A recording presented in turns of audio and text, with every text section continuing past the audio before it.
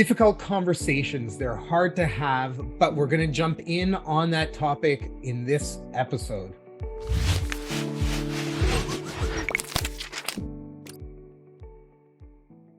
Welcome to the Nonprofit Digital Success Podcast. I'm your host, David, and in this episode, we're going to be talking about leadership and how to have those really hard and difficult conversations. And I've got Julie Boll here with me. Julie teaches nonprofit professionals how to lead and live more courageously using the Dare to Lead framework developed by Dr. René Brown. Julie is a former grants professional with $10 million track record in awarded grants over her 20 years of experience in the nonprofit sector.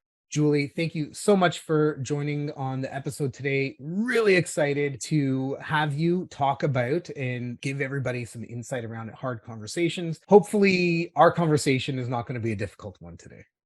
Yes, I don't believe so. So yes, thank you for having me. And this is a really fun topic actually to talk about. So what's the relationship between the work that you do in strategic planning and marketing side of things?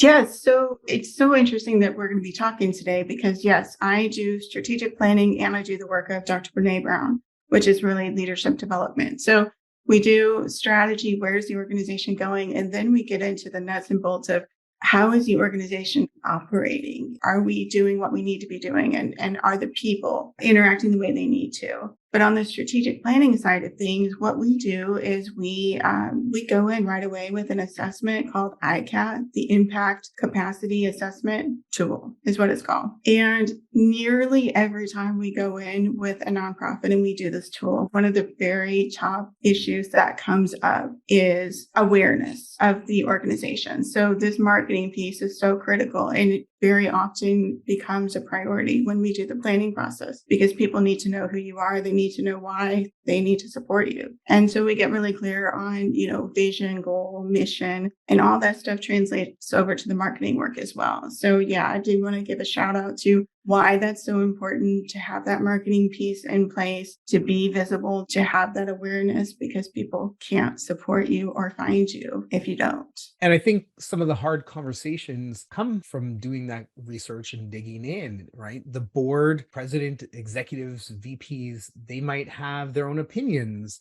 as to, okay, well, yeah, we should be marketing this and doing that. And well, are they the experts in that? Exactly. Maybe, quite possibly, right? Right. But can you talk about how you can support nonprofit leaders who need to make big decisions, potentially changing the direction of the marketing, just as an example, and how those conversations can happen more freely? So I'm so glad we're going to talk about this because there are some tools in this Dare to Lead toolkit that I just think are really, really helpful in a nonprofit setting. So when you think about making an investment in marketing, say you're going to do a website, you're going to have to put dollars behind that. You're going to have to get somebody that's experienced and knows what they're doing so they can drive the results that you want. And that costs money. And so there's sometimes this reluctance to spend money on these sort of ancillary things like they're extra when they're really critical to the mission and the delivery of the mission. So having a conversation with a board that might not be in the frame of mind of marketing as a top need and something that we need to do. One of the things that we can do is this really cool tool in Dare to Lead. It's called the 5 C's of strategic thinking. And so whenever I work with nonprofits that are dealing with these kind of bigger issues, we've done this around a nonprofit that was needing to move away from a big fundraiser that the funders were really excited about, but it didn't align with their mission anymore.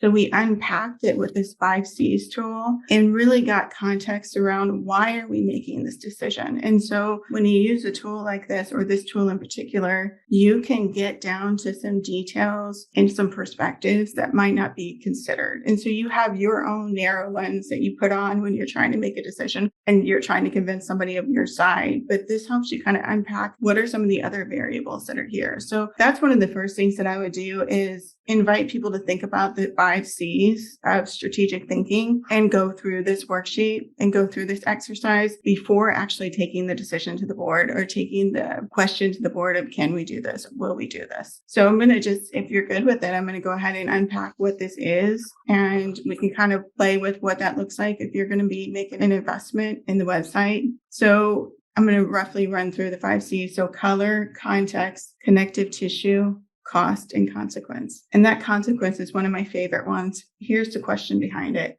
What are the consequences of not doing this?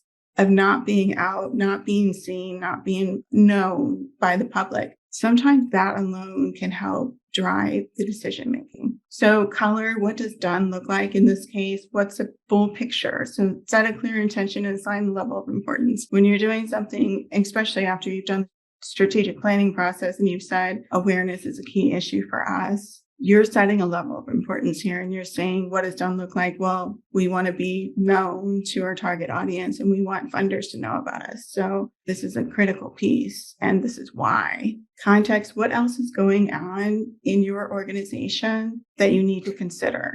So how does having a website in this case or investing in your marketing strategy impact everything else that's going on in your organization? So being able to speak to that so that you don't come in with a blind spot of here's the other dominoes that are in place that you're not aware of. So setting the context, really looking at the connective tissue. How does this project solve or amplify what's already happened or what's happening now? How does it lay the groundwork for what hasn't happened yet, but is part of the vision for the future? And I love this piece. How does it connect in some cases to the values of the organization? So connective tissue is something else that you kind of dig into and think about. That values question really came in that example I just gave, an organization that needed to move away from a fundraiser that no longer aligned with their values. So as an organization, inclusivity was really important to them, but this was a really exclusive event that just didn't work anymore. It didn't fit those values. So sometimes that values question can be super helpful when you're thinking about a project. What's the cost to do this? Not only, obviously, we know there's an investment here, but what else has to come into play? What kind of time are we talking about? Bandwidth, focus, priority shifts. And is this cost understood and agreed upon and communicated, and who has a say in what that cost is? And then this last piece that I mentioned at the very beginning, the last C here is consequence.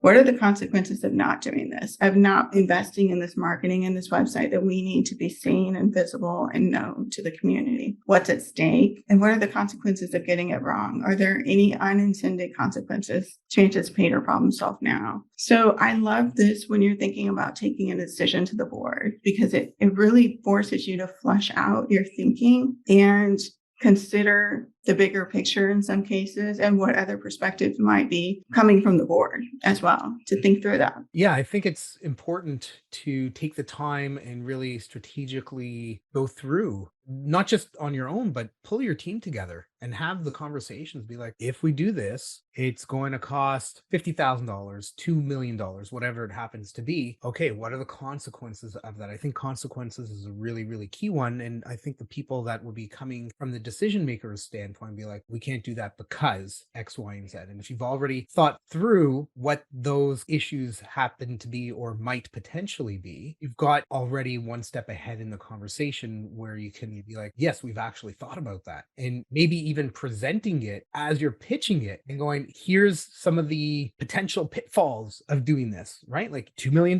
We won't be able to do this program for the next year and a half because we won't have the funding to do it, right? Maybe you might be able to get some buy-in because you've had those type of conversations internally before even approaching them. Exactly.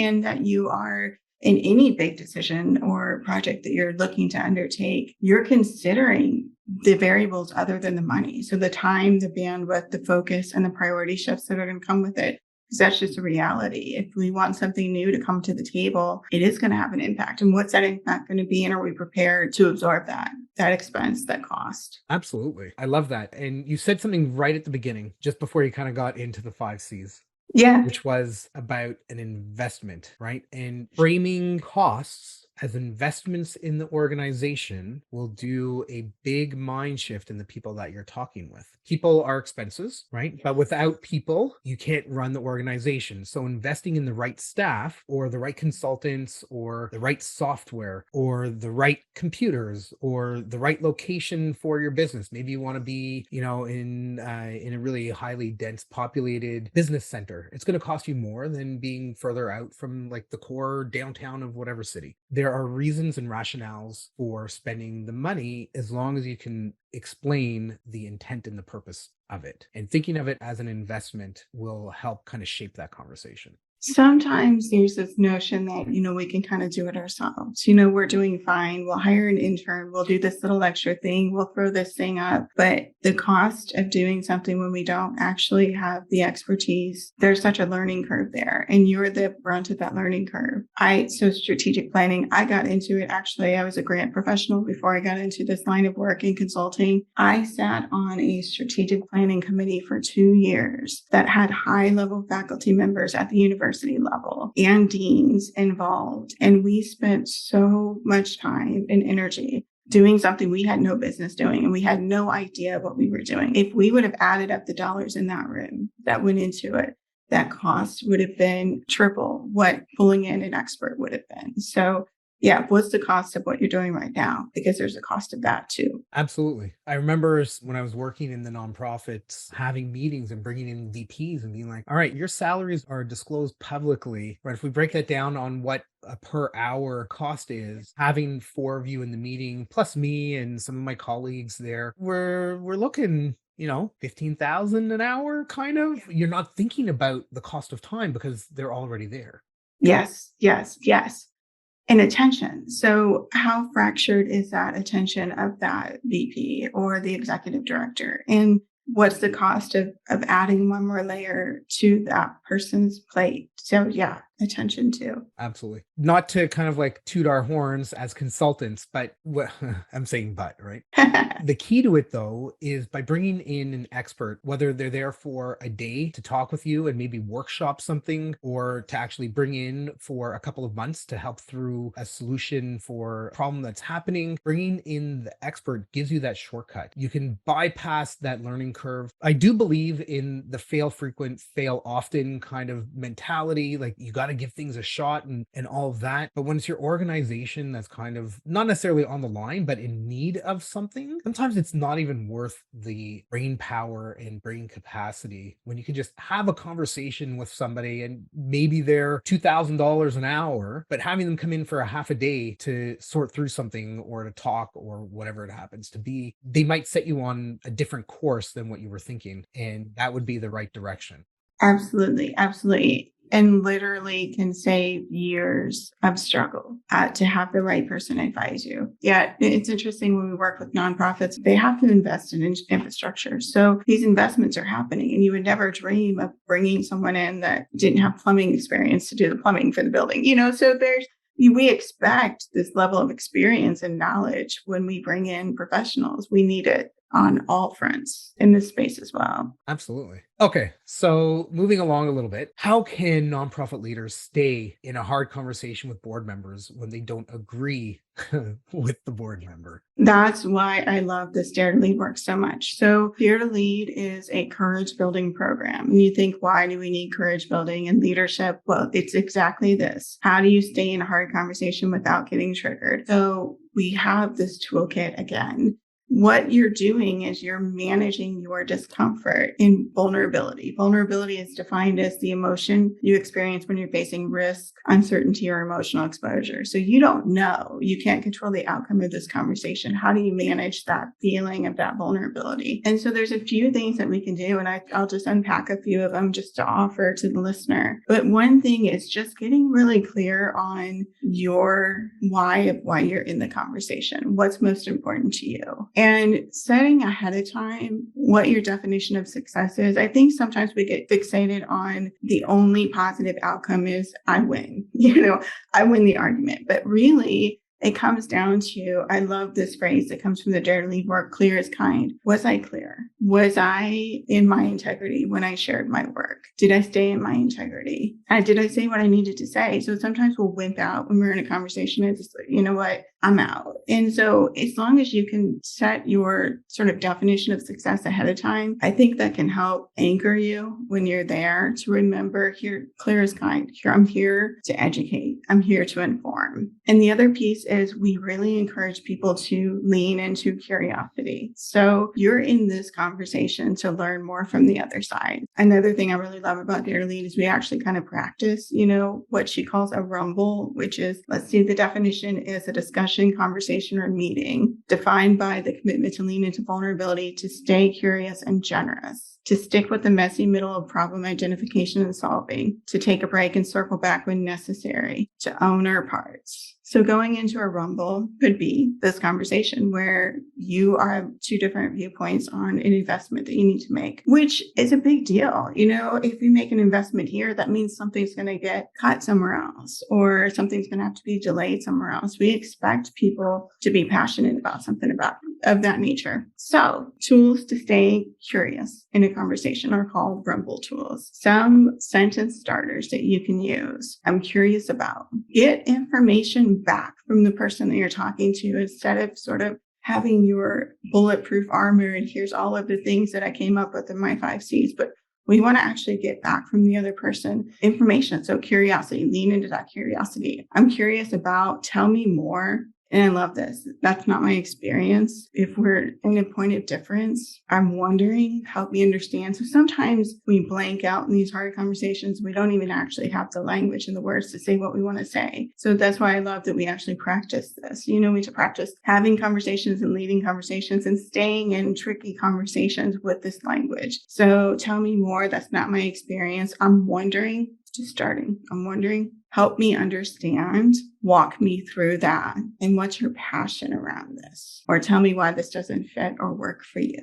So that's a big piece. Stay curious, ask questions, think about what you're measuring your success on. You can't control the outcome. You can't control ultimately, in this case, the decision that's made, but you can control how you show up and whether you meet your own criteria for success. Did you say what you wanted to say? Did you stay in your integrity? That really does define success. And then in that definition of a rumble, she talks about the circle back. You can always ask for a circle back. And that is something that has been really empowering to know that we have that tool available to us. If we get to a point in a conversation where we can't seem to move forward and we're stuck, we can ask for, can we circle back on this in 30 minutes? Can we circle back at this on the next meeting and try again when we're not so deeply, invested in the issue? I think something else that is important for people to also remember is that it's okay to take a pause. You say something, the other person says something, take a moment, stop for a second, think about what they've just said, take it in, and think about one of these tactics that Julie's just mentioned and use that. Take a moment. It's okay. If you don't have an answer to something, that's okay. Like you just said, circle back. Let me look into that. I'll get back to you next week or tomorrow or in an hour or whatever. It's okay. We can't be the encyclopedia of everything all the time. Sometimes we need to go back and talk with our team and get some additional insight or feedback or thoughts, right? And that's totally fine. Yeah, absolutely. Absolutely. And give yourself some grace. If this is hard for you to have this conversation, there's passion. That means that everybody's really invested in this mission and this organization, and that's a good thing. So if you are feeling that sort of sense of like anticipation, that's a natural feeling to have when you're invested in something and deeply concerned and committed to an organization. And that's what brings everybody together. They care about the cause. They care about the work that's happening.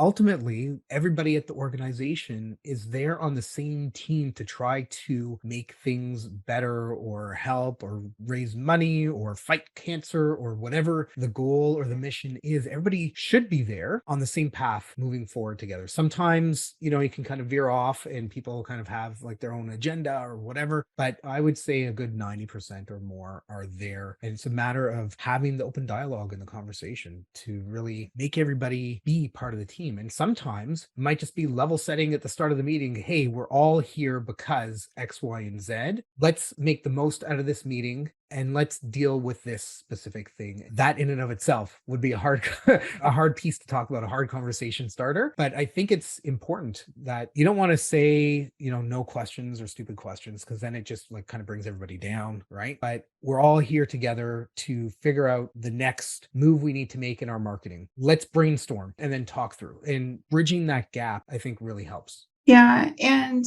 people want to be heard. So I also facilitate in the strategic planning work. I do something called compression planning, where we get people together for 5 hours and we knock out a lot of work. And the only way you can do that is if you're super, super disciplined and targeted about what you're going to do and how you're going to do it. But people will tell us in advance, you need to look out for this person. This person's really difficult. And it's just gotten to the point where it doesn't matter, because in the process, we are inviting everyone's ideas, and everyone's ideas matter, and everyone's ideas are heard. So if we lean into that curiosity and essentially hear out what some of the concerns are and what some of the root causes of these concerns are, sometimes that's enough, just to be heard. And so that's something important to realize when we're having these conversations, that there's more than just our side of it. Absolutely. It's unfortunate that people will approach somebody who's coming in from a strategic or for a strategic session Yeah. and go, hey, watch out for this person. Oh, yeah.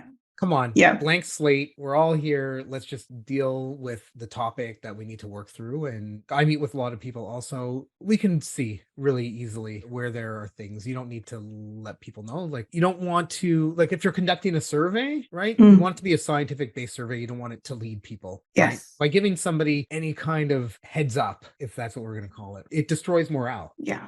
Yeah. Thankfully, what might be considered a disruptive person often is just somebody who wants to be heard. So thankfully, when we are curious in these conversations and we do make space for people to be heard, some of that can be dispelled. Okay, so you've mentioned Dr. Brene Brown a couple of times, and I mentioned her right in the intro. Why is her work so relevant for nonprofits in leadership? As I said before, so she teaches courageous leadership. She is a best-selling author and she's a researcher. She spent 20 years studying shame and vulnerability, and the last 7 years studying courageous leadership. And what she has been able to determine is that courage is measurable, teachable, and observable. So for those of us who do struggle in our leadership to lean into a hard conversation, for example, we can actually build that skill set. So that's like the good news out of all of this leadership building curriculum stuff. The reason I think it's so important for nonprofits is if you think about the way that we're designed, more often than not, you've got a board making major decisions and influencing decisions that is typically privileged and definitely affluent. So you've got this decision making that's happening on behalf of an underserved population. And there are going to be times where there are conflicts there. And so as a nonprofit leader, you've got to rumble, to go back to Brene's definition. You've got to rumble with some of these conversations where there may be some influence happening because dollars are behind this voice, but it's not what's best for your community. And so those types of differences, I think this courage building work is incredibly helpful and valuable to helping address. And I think that's really key, building the courage. It takes a certain part of your personality come forward and go, you know what? I am amazing at this, and I want to do this at the next level and bring an organization forward, whether it's for profit, not for profit, it doesn't really matter, right? Like being an entrepreneur, working for yourself, there's a certain level of courage that has to come from it. You need to be out there. You need to be trying to meet with leads, meet with donors, and have those conversations. Maybe you do event planning on the fundraising side. You need to go to venues and meet with different vendors and have conversations with that. And there's difficult conversations that happen there, especially if you're dealing with having to pay for things, right? Exactly. You want to get the most bang for your buck. Totally get that. But how do you have those conversations? So leveraging this type of insight can help you have those conversations in a way that might give you a more positive outcome by, leveraging those 5 C's, I think is really key. Yeah. We want our nonprofits to be bold. We want them to be advocates for the people that they serve. And sometimes that means that they have to make decisions that are unpopular with even donors. So we want our leaders at the helm of these organizations to have some of these tools to help keep them grounded and anchored when they need to lean into a hard conversation or make a decision on behalf of their organization that isn't popular. Yeah, absolutely. Okay. So Julie, you've met with me. I'm on the board. You said we need to do X, Y, and Z.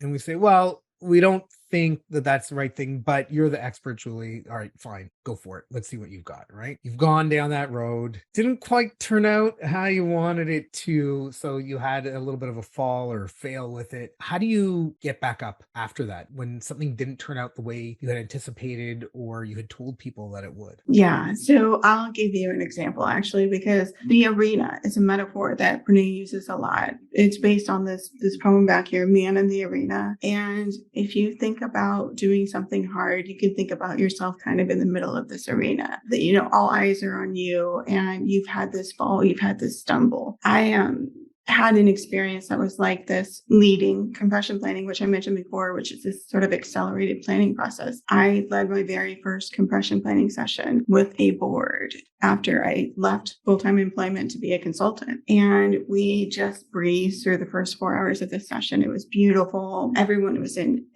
synergy and happy and laughing, and everything was great. And we hit sort of a roadblock, and the mood shifted in the room. And I had a board member get real confrontational with me and say, "What are you going to do about this? How are you going to fix this?" And I had just this immediate physiological reaction of like, oh my God. And then you can't think, and you have this like sort of stunned deer in the headlights thinking. That was my fall, because what I did at that point was kind of like, you know what, I don't know. And I hurried up and finished the session and got out of there as quickly as I could, because I was so like hijacked by that experience. So that's something I would call a fall. You went out there, you tried something for the first time, you did something hard, and then it didn't go the way you wanted it to go. It's so easy for us to get stuck in those setbacks and say, I can't do it anymore. So in this Brene Brown Dare to Lead work, we teach people, okay, you're going to go out there, you're going to do brave stuff, and you're going to have those falls. How are you going to get back up from that? So if you did that, you went, you presented to the board, it was beautiful, and then you had a deer in the headlights moment, you had a fall, it didn't go the way you wanted it to go. One thing that we would teach you in this Dare to Lead work is to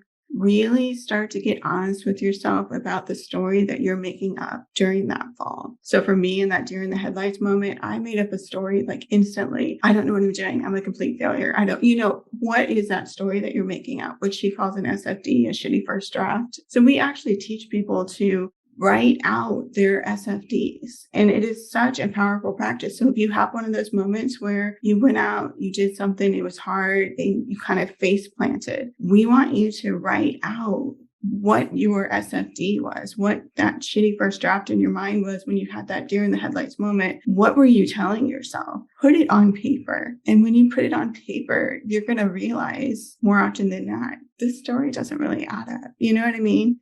So we want you to try that out, write out your SFD, and then start challenging the thinking that's on there. So if you do it in a writing exercise, what do I absolutely know is true? Well, I absolutely know that I was prepared for this meeting that we did. I absolutely know that the first 4 hours went great. I absolutely know that everyone in this room was invested in the organization. I can start going down that list of what do I know is true. And then eventually through this process, get to the end, which is a news story of what actually happened. And then with that news story, I'm more willing to go back out and try again. So I'm not keeping that old story, which was that instant panic-driven narrative that doesn't serve anybody. No, I think it's really important to have that positive outlook on what actually did go well. I don't think you shouldn't forget about what didn't go well. Right. You always want to do a bit of a post-mortem and go, okay, I wasn't prepared for this and this and this. Or we worked through this really quickly. They hired me for 5 hours. We did it in 3. What am I going to fill this time with? Right. Having that backup plan, thinking about it and working through it is really critical to growth, whether it's for yourself or for the organization. Absolutely. And if you can't do that, if you're stuck in kind of the shame spiral around it, you don't get to move past it. So absolutely being able to do that postmortem, if you will, that review of what happened, what are your key takeaways, and what are you learning from this? You learn from every hard experience that you have. What are you going to take away from it? Yeah, definitely. What is that lesson? And that lesson could be a hard lesson, like you made a really bad investment. You lost $10,000. Or the lesson is I need to spend an hour before going into a meeting like this and reviewing my notes, so I've got a more clear understanding about our past conversations. Spending the time doing that, it'll just make you a better person. Yeah, I agree completely. Thank you for asking. Yeah. So dare to lead. Sounds like a really amazing program. How did you get involved with it? So, as I mentioned before, grant writing is my background. So, I spent time in the nonprofit sector, 20 years, started in marketing, ended in grants, and decided to become a consultant. And as a consultant, all of my clients were nonprofits. At the same time that I was making that leap from full-time employment, which you've done, to self-employment, I was listening to Brene Brown's Dare to Lead work and really, really leaning into the work because it is terrifying to become your sole supporter and become a self-employed person. So I became just a huge fan of Brene's work while I was in that transition. And I found out about a year into self-employment that she was training people and she was looking for people in particular who served nonprofits. Well, with a grant background, that's all I serve. And so I could prove that I have this track record and this is what I do. And, I went down to Texas, I got to meet her and found out, I was going to have to get up in front of people and facilitate this work. So it was this very weird shift from being kind of behind the scenes in the grant world to being in front of the room. But her work is so valuable. And I think our nonprofits need it. So one of the biggest things in Dare to Lead is like leaning into hard conversations. People have a hard time with that. And there's also this myth that if we're polite, we won't have the hard conversation. And I think that politeness is kind of sometimes I'm trying to think of toxin in nonprofit spaces where we're not actually saying what needs to be said. And I've just been in too many nonprofit environments where we needed to speak up, we needed to talk real, and people will leave an environment where you're not willing to confront issues. So I just think we need it in our nonprofit spaces. I think it's important to note, just to your point, you can be kind and firm at the same time. Part of that also comes down to the way that we speak and the way that we use intonation in how we speak. You want to end a sentence in a complete sentence, not with an upswing where it sounds like a question. You need to be clear on how you're speaking, not just what you're saying, but how you're also saying it. Yes, clear is kind. Absolutely. Julie, amazing insights around difficult and hard conversations. I hope everybody listening has been able to pull at least one thing. I think there were tons and tons of great insights and thoughts and information that you provided and great advice today. Is there a challenge that you could issue everybody who's listening to this episode, maybe within the next week, something that they can do? Practice a Rumble tool. And this is one that I didn't share, Rumble Starter. And this is the most powerful one. And I didn't mention it because it doesn't work real well with words, I don't think. The story I make up. So when you're in a hard conversation, practice using the story I make up. What that does is it sends a message to the other person that this isn't a final thing. So that's what I would invite your audience to do, our listeners. Try that Rumble Starter, Curiosity Starter, the story I make up when you're in a hard conversation, and see how that helps. Cool. If anybody wants to get in touch with you, what do they need to do? The easiest thing is daretoleadworkshop.com. I love running these workshops. I love teaching the Dare to Lead work. And that is a real direct way to find out what workshops are coming up, how you can actually be trained. And something else that I wanted to just offer is we need to just get started and do something. So there's a really beautiful Dare to Lead assessment that you can do with the René Brown website. And what I'm offering is to do a 90-day plan with you. So if you want to do the Daring Leadership Assessment, find out what your strengths are, find out what your opportunities for growth are, we can hop on a call and we can map out a 90-day plan for you. I love this. I can do this all day long. So if you want to do something like that, you can go to the website, juliebollconsulting.com/plan. and find out how to do a Daring Leadership 90-day plan. That is an amazing offer. Everybody go sign up, juliebollconsulting.com/plan. Thank you so much, Julie. It's been great having you on the Nonprofit Digital Success Podcast. To everybody listening, if you want any of the links or resources that Julie provided, just head over to our podcast page at nonprofitdigitalsuccess.com. Click on this episode for all of the details. And until next time, keep on being successful.